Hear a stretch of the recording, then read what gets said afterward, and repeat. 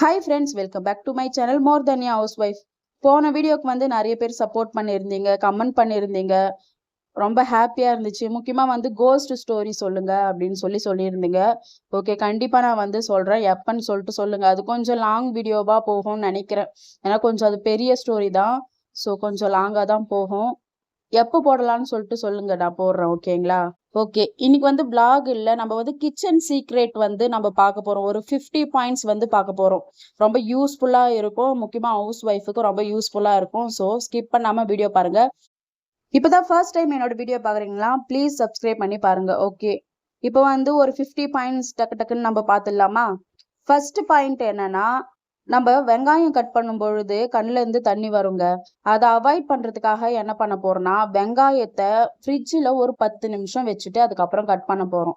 இப்படி பண்ணும் பொழுது கண்ணுல இருந்து தண்ணி வராது. ஓகேங்களா? நீங்க வேணா கண்டிப்பா ட்ரை பண்ணி பாருங்க. நான் ட்ரை பண்ணி பார்த்துட்டு தான் சொல்றேன். கட் பண்ணிட்ட பிறகு வைக்கக்கூடாது. அப்படியே முழு வெங்காயத்தை கொஞ்ச நேரம் ஃப்ரிட்ஜில் வச்சுட்டு அதுக்கப்புறம் வந்து கட் பண்ணணும். ஓகேங்களா? நெக்ஸ்ட் செகண்ட் பாயிண்ட் என்னன்னு பார்த்தோம்னாக்கா, தக்காளி வந்து வாங்கினா நம்மளுக்கு வந்து ரொம்ப நாள் இருக்காது. சீக்கிரமாவே சில பேர் வீட்ல எல்லாம் வந்து கெட்டு போகும் இல்லைங்களா? அப்படி இருக்கும்பொழுது நம்ம என்ன பண்ணணும்னா, தக்காளி சில பேர் வாங்கிட்டு வந்த உடனே வாஷ் பண்ணிடுவாங்க. ஸோ வாஷ் பண்ணாம என்ன பண்ணணும், ஒரு பேப்பரோ இல்லை நியூஸ் பேப்பரோ கூட வச்சுக்கோங்களேன். அதில் வந்து நல்லா ரேப் பண்ணி நல்லா சுருட்டி வைக்கும் பொழுது, ஃப்ரிட்ஜில் வைக்கும் பொழுது நம்மளுக்கு வந்து தக்காளி ரொம்ப நாளைக்கு வரும். சீக்கிரமா கெட்டு போகாது. எப்படியும் வந்து நம்மளுக்கு ஒரு 1 வீக்காவது நம்மளுக்கு வந்து நல்லா ஃப்ரெஷ்ஷாகவே இருக்கும். ஸோ இதையும் ட்ரை பண்ணி பாருங்க. நெக்ஸ்ட் தேர்ட் பாயிண்ட் ரொம்ப முக்கியமான பாயிண்ட்னு தான் சொல்வேன். எல்லாருக்குமே ரொம்ப யூஸ்ஃபுல்லாக இருக்கும். என்னன்னா, நம்ம பால் காய் வைக்கும் பொழுது அங்கேயே தான் பக்கத்தில் நின்று இருப்போம். அப்பெல்லாம் வந்து பொங்கி ஊத்தாது.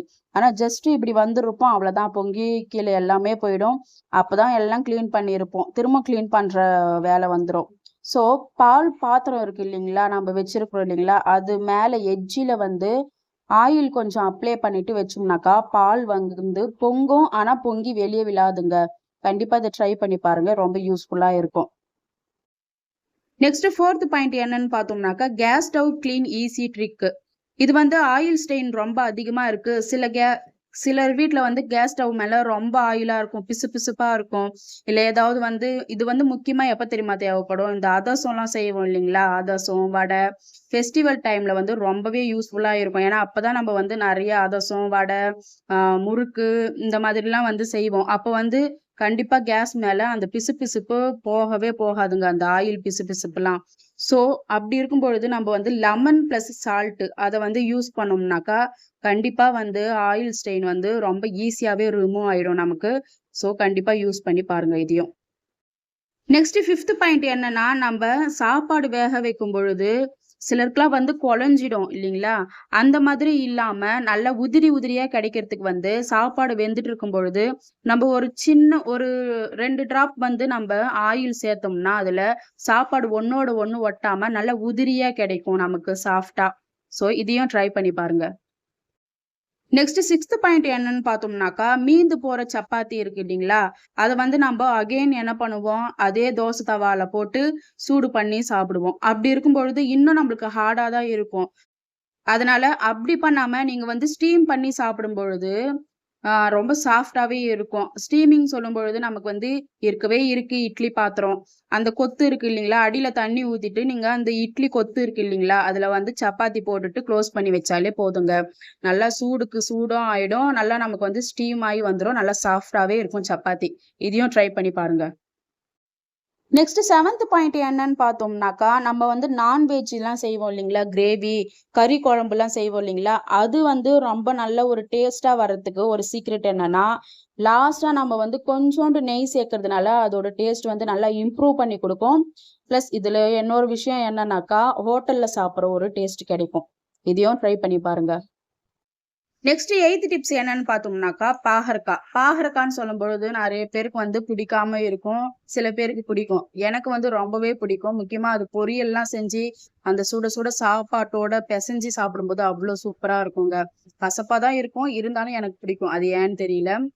ஸோ பாகற்காய் வந்து கசப்பா இருக்குன்ற ஒரே ரீசனுக்காக தான் நிறைய பேருக்கு பிடிக்காம போகும். அதுக்கு வந்து ஒரு சூப்பர் சீக்ரெட் என்னன்னா, பாகற்காய் நீங்க குழம்புக்கு போட போறீங்களோ இல்ல பொரியல் பண்ண போறீங்களோ அதுக்கு ஏத்த மாதிரி கட் பண்ணிட்டு ஒரு கிண்ணத்துல வந்து தண்ணி எடுத்துக்கோங்க. பிளஸ் அது கூட வந்து சால்ட் ஆட் பண்ணி நல்லா மிக்ஸ் பண்ணிட்டு, பாகற்காவ வந்து கட் பண்ணி வச்ச பாகற்காவ அதுல போட்டுட்டு, ஒரு 5 மினிட்ஸ் வந்து நல்லா ஊற வச்சுக்கோங்க. ஓகேங்களா? உப்பு தண்ணீல வந்து ஒரு 5 நிமிஷம் ஊற வச்சீங்கன்னா, அது வந்து ரொம்ப கசப்பு எடுக்க முடியலனாலும், ஓரளவுக்கு நமக்கு வந்து கசப்பு கம்மியாகுங்க. அதனால இதையும் ட்ரை பண்ணி பாருங்க. நெக்ஸ்ட் 9த் டிப்ஸ் என்னன்னு பார்த்தோம்னாக்கா, ஆயில் ரீயூஸ் சேஃப்டி.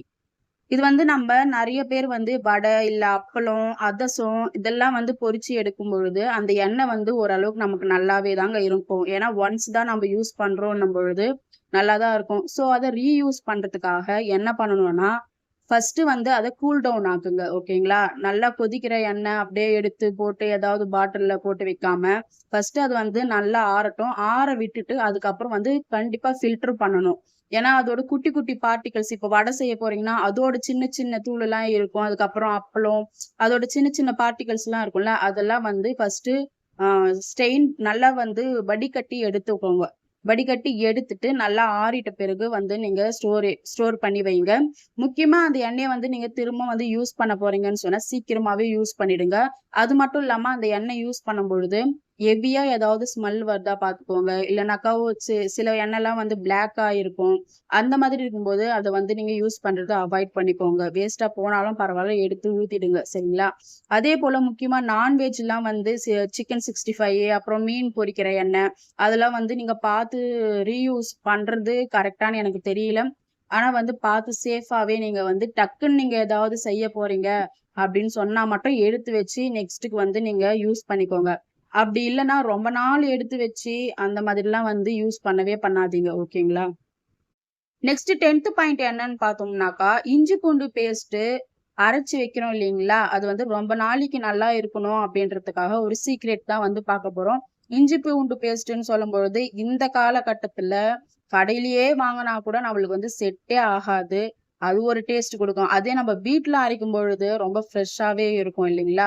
ஸோ எது இல்லன்னா கூட நம்ம வந்து கடையில வாங்கி யூஸ் பண்ணிடலாம். நானும் அப்படிதான். எது இல்லன்னா கூட கடையில வாங்கி யூஸ் பண்ணிடுவேன். ஆனா இந்த இஞ்சி பூண்டு பேஸ்ட் மட்டும் கடையில வாங்கி நான் யூஸ் பண்ணவே மாட்டேங்க. அது என்னமோ சுத்தமா நம்மளுக்கு வந்து டேஸ்ட்டே குடுக்காது. ஸோ இஞ்சி பூண்டு பேஸ்ட் வந்து நம்ம அரைச்சு வைக்கும் பொழுது எப்படியும் ஃப்ரிட்ஜ்ல தான் வைப்போம். ஆனா ஃப்ரிட்ஜ்ல வைக்கும் பொழுதும் சிலதெல்லாம் வந்து கலர் சேஞ்ச் ஆயிடும். சிலது ஒரு மாதிரி ஸ்மெல் வரும். அப்படிலாம் வராம இருக்கிறதுக்காக என்ன பண்ணணும்னா, பேஸ்ட்டா நல்லா அரைச்சிட்ட பிறகு, அது கூட வந்து கொஞ்சமா ஆயில் பிளஸ் சால்ட் அத வந்து நல்லா மிக்ஸ் பண்ணிட்டு நம்ம வந்து ஃப்ரிட்ஜ்ல ஸ்டோர் பண்றதுனால, ஒரு 10லருந்து 15 நாள் வந்து கெட்டு போகாம நல்லா ஃப்ரெஷ்ஷா முக்கியமா கலர் மாறாம அதே கலர்ல இருக்கும். ஸோ இதையும் ட்ரை பண்ணி பாருங்க. அப்படி இல்லன்னா லெமன் புழிஞ்சு விடலாம். சரிங்களா? ஒரு 1/2 லெமன் எடுத்து புழிஞ்சு விட்டோம்னா, அதுவும் நல்லா ஃப்ரெஷ்ஷா இருக்கும்.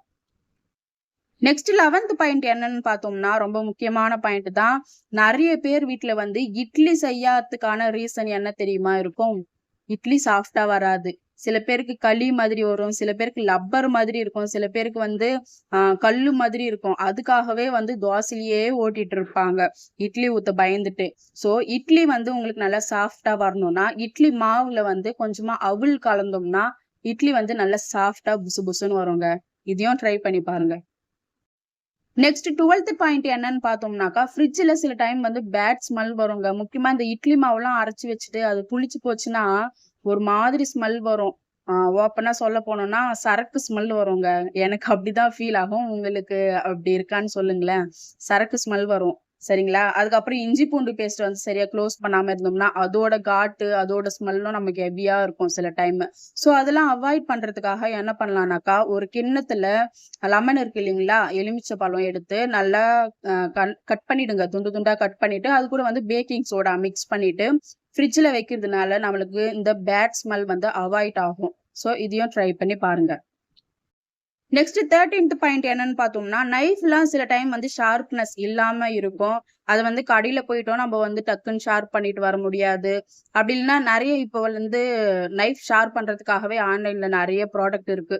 அது வந்து எல்லார்கிட்டயும் இருக்குன்னு சொல்ல முடியாது இல்லைங்களா? அதனால குயிக்கா வந்து ஷார்ப் பண்ணணும்னா என்ன பண்ணலாம்னா, இந்த செராமிக் பிளேட் இருக்கு இல்லைங்களா? பீங்கான் பிளேட்டு. அத வந்து பேக் சைடு திருப்பி பார்த்தா அதோட ஷேப் ஒண்ணு இருக்கும். அந்த பிளேட்டுக்கான ஷேப் ஒன்று இருக்கும் இல்லைங்களா, அதுல வந்து நம்ம நைஃப் வச்சு நல்லா தேய்க்கும் பொழுது நல்ல ஷார்ப்பாவே நமக்கு வந்து நைஃப் கிடைக்கும். ஸோ இதையும் ட்ரை பண்ணி பாருங்க. கண்டிப்பா வந்து கிடைக்கும். நான் ட்ரை பண்ணியிருக்கேன். அதனால நீங்களும் ட்ரை பண்ணி பாருங்க. டக்குன்னு நம்மளுக்கு வந்து குயிக்கா ஒரு நைஃப்ல ஷார்ப்னஸ் வேணும்னா இது வந்து ரொம்ப யூஸ்ஃபுல்லா இருக்கும். நெக்ஸ்ட் 14th பாயிண்ட் என்னன்னு பார்த்தோம்னா, வேக வச்ச முட்டைய வந்து நம்ம உடனே உரிக்கிறதுனால என்ன ஆகும், அந்த முட்டை ஓடோட சேர்ந்து அதோட முட்டையும் வேஸ்ட் ஆகி வந்துரும். நெறைய வந்து பாதி முட்டை தான் நமக்கு வந்து கிடைக்கும் இல்லைங்களா? அதனால இத அவாய்ட் பண்றதுக்கு என்ன பண்ணலாம்னாக்கா, முட்டை வேக வச்சிருக்கிறோம் இல்லைங்களா? அந்த சுட தண்ணிய ஃபர்ஸ்ட் எடுத்து ஊத்திடுங்க. ஊத்திட்டு நார்மல் வாட்டர் இருக்குங்களா, சில்லு வாட்டரு அதுல வந்து போட்டு ஒரு 2 to 3 மினிட்ஸ் வந்து நல்லா கூல் டவுன் பண்ணிட்டு, அதுக்கப்புறம் எடுத்து உரிச்சு பார்த்தோம்னா, கண்டிப்பா வந்து அந்த ஓட்டோட சேர்ந்து அந்த தோலும் வந்து வேஸ்ட் ஆகாது. நமக்கு முட்டையும் வேஸ்ட் ஆகாது. பிளஸ் அந்த ஓடும் வந்து ஈஸியாவே நமக்கு வந்து உறிஞ்சு வந்துரும். நெக்ஸ்ட் 15th பாயிண்ட் என்னன்னு பார்த்தோம்னா, சாம்பார்லாம் செய்யும் பொழுது அதோட டேஸ்ட் நல்லா இருக்கணும் அப்படின்னா, சாம்பார் கொதிக்குது இல்லைங்களா? அப்போ வந்து கொஞ்சமா வெல்லம் சேர்க்கும் பொழுது அதோட டேஸ்ட் வந்து நல்லா பேலன்ஸ் ஆயிட்டு, நல்லா சூப்பராவே இருக்கும் டேஸ்ட் சரிங்களா? இது வந்து மோஸ்ட்லி பெங்களூர் சைட்லாம் வந்து யூஸ் பண்ற ஒரு விஷயம். ஸோ சில பேருக்கு பிடிக்கும், சில பேருக்கு பிடிக்காது. நீங்க வந்து ட்ரை பண்ணி பார்த்துட்டு பிடிச்சிருந்தா வந்து ஃபாலோ பண்ணிக்கோங்க. ஓகேங்களா? அவ்வளோதாங்க. ஒரு சூப்பரான கிச்சன் சீக்ரெட் 15 பாயிண்ட்ஸ் நம்ம வந்து பார்த்தோம். கண்டிப்பா வந்து ட்ரை பண்ணி பாருங்க. ட்ரை பண்ணி பார்த்துட்டு ஒர்க் அவுட் ஆச்சுன்னா ஃபாலோ பண்ணிக்கோங்க. சரிங்களா? அதுக்கப்புறம் கமெண்ட்ல வந்து ஒருத்தர் ஹாய் சொல்லியிருந்தாங்க. பத்ம மாணிக்கம் ஹாய். அதுக்கப்புறம் எப்பவும் கமெண்ட் பண்ண சங்கீதா சிஸ்டர், ஏமா சிஸ்டர், கியூட்டின்ற ஒரு அக்கௌண்ட்ல இருந்து ஃபர்ஸ்ட் டைம் வந்து கமெண்ட் வருதுன்னு நினைக்கிறேன். அவங்களுக்கும் ரொம்ப தேங்க்ஸ். அப்புறம் அருணா, நீங்களும் வந்து ஃபர்ஸ்ட் டைம் வந்து கமெண்ட் பண்ண அப்படின்னு சொல்லிட்டு சொன்னீங்க. உங்களுக்கும் ரொம்ப ரொம்ப தேங்க்யூங்க. ஓகே, நெக்ஸ்ட் வந்து விளாக் வீடியோ போடலாமா? இல்ல டிப்ஸ் வீடியோ போடலாமான்னு சொல்லிட்டு நீங்க சொல்லுங்க. நான் அதன்படி போடுறேன். முக்கியமா நெறைய பேர் வந்து கோஸ்ட் ஸ்டோரி கேட்டிருந்தீங்க இல்லைங்களா? அதையும் நான் வந்து போட ட்ரை பண்றேன். ஏன்னா கொஞ்சம் லாங்கா போகும். ஓகேனா சொல்லுங்க, நான் போடுறேன். ஓகே. இன்னைக்கு வீடியோ வந்து ரொம்ப யூஸ்ஃபுல்லா இருந்திருக்கும்னு நெனைக்கிறேன் எல்லாருக்குமே. அப்படி என்னோட வீடியோ புடிச்சிருந்தா லைக் அண்ட் கமெண்ட் பண்ணி, ஷேர் பண்ணி, சப்ஸ்கிரைப் பண்ணி தொடர்ந்து வீடியோக்கு சப்போர்ட் பண்ணுங்க. நெக்ஸ்ட் ஒரு சூப்பரான வீடியோல சந்திக்கலாம். பாய்.